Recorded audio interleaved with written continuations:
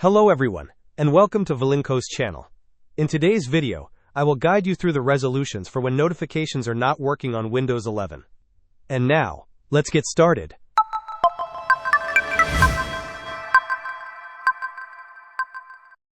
First, let us check the fundamental notification settings. Right-click on your Start button and select Settings. In the Settings window, navigate to the System tab. Within the System tab, you will find an option labeled Notifications. Click on Notifications. Here, you will see a switch that controls whether notifications are enabled. Ensure that this switch is turned on. Additionally, locate the Do Not Disturb switch and confirm that it is turned off, as this setting will prevent all notifications from appearing. Next, we should examine the focus settings, which can also interfere with notification delivery. Still within the Settings app, look for an option called Focus. Select Focus. Within the Focus section, make sure that there is no active focus session currently running. If a focus session is active, it might be suppressing your notifications.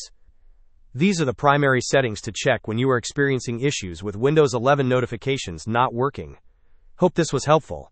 Do not forget to like and subscribe if you enjoyed. As always, thanks for watching, and I will see you in the next video.